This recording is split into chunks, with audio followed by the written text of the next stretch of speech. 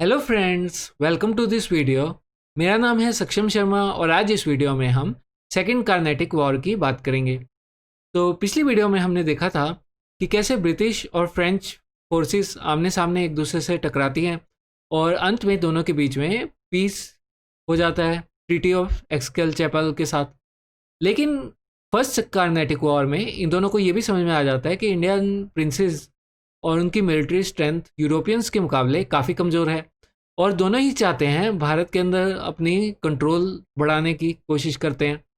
तो ऐसा ही उनको मौका भी मिल जाता है क्योंकि इस समय जो हैदराबाद का रूलर था, जिसे निज़ाम के नाम से जाना जाता था, आसफ जहाँ वान की मृत्यु हो जाती है। आसफ जहाँ वान की मृत्यु के बाद उनकी गद्दी के लिए दो दावेदार सामने आते हैं।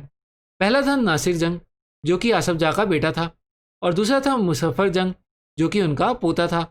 तो कायदे से तो उनका बेटा ही गद्दी का दावेदार होना चाहिए था, लेकिन नासिर जंग ने आसफ जहाँ की हत्या करने की कोशिश की थी।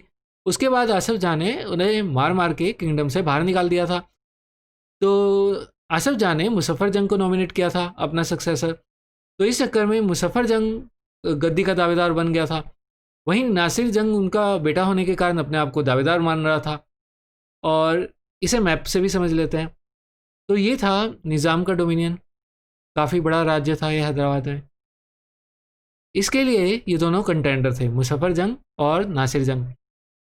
और इसमें नासिर जंग का जो आरकोट का नवाब था अनवरुद्दीन, वो भी सपोर्ट कर रहा था, क्योंकि अनवरुद्दीन की वैसे भी फ्रेंच से नहीं बनती थी। और जो मुजफ्फर जंग है वो फ्रेंच के साथ हाथ मिला लेता है। तो वापस स्टोरी पे आते हैं।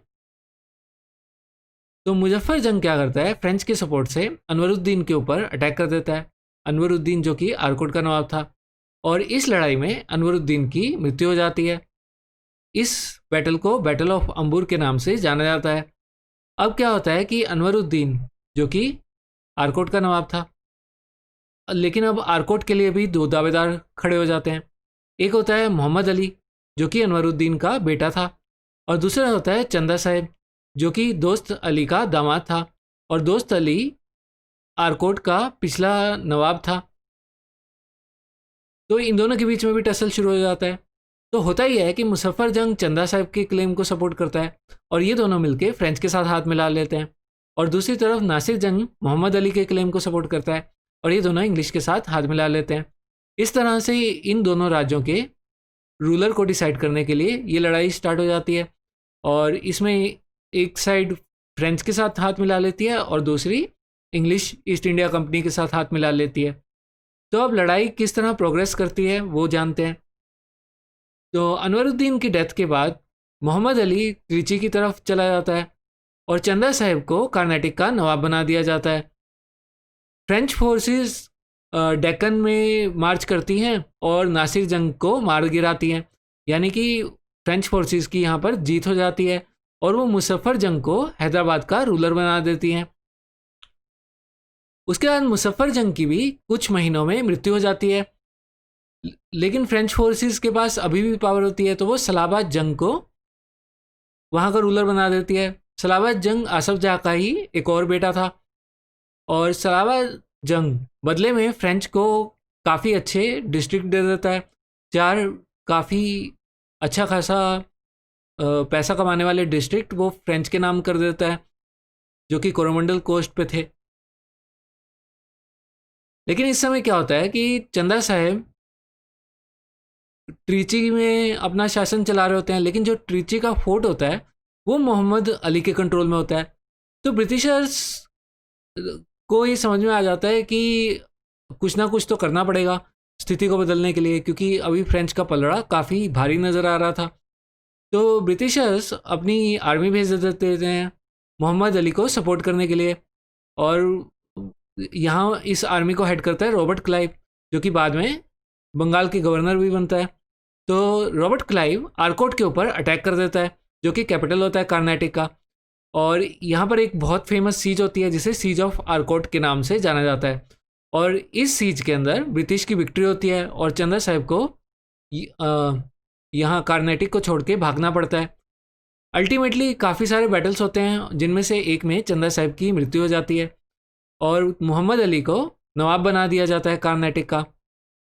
उसके बाद क्या होता है, दोनों ही साइड का काफ़ी खर्चा हो चुका होता है वार में, और फ्रेंच जो हैं वो ट्रीटी ऑफ पौंडीचेरी करके इस वॉर को ख़त्म कर देते हैं।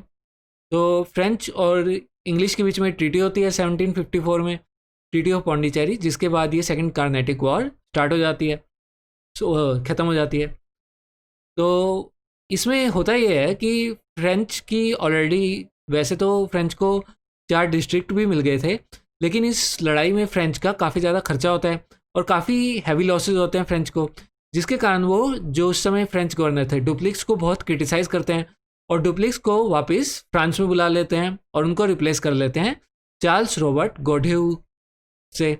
और चार्ल्स रॉबर्ट गॉडेउ को टास्क दिया जाता है वो किसी भी तरीके से ब्रिटिश ईस्ट इंडिया कंपनी के साथ संधि करें, और वो इसमें कामयाब भी होते हैं। तो इसके बाद एक ट्रीटी ऑफ पौंडीचेरी की जाती है, जिसके बाद इन दोनों के बीच में संधि हो जाती है, जैसे कि मैंने अभी आपको बताया था। और इस ट्रीटी के अंतर्गत ये कहा जाता है कि जो इंग्लिश हैं और फ्रेंच है वो इंडियन पॉलिटिक्स के इंटरनल अफेयर्स में, यानी कि पॉलिटिकल अफेयर्स में वो इंटरफियर नहीं करेंगे और सिर्फ अपनी जो एक्टिविटीज़ हैं वो कमर्शियल एक्टिविटीज़ तक ही सीमित रखेंगे। लेकिन ये ट्रीटी भी ज़्यादा टाइम नहीं चल पाती है, जैसा कि हम अगली वीडियो में देखेंगे। थोड़े समय बाद ही थर्ड कार्नेटिक वॉर स्टार्ट हो जाता है, जो इन तीनों के बीच में इंडियन कॉन्टिनेंट के अंदर अपना इन्फ्लुएंस बनाने की आखिरी लड़ाई होगी। तो उम्मीद है आपको ये लेक्चर समझ में आया होगा, और समझ आया है तो लाइक और सब्सक्राइब करना मत भूलिएगा। धन्यवाद। Have a nice day.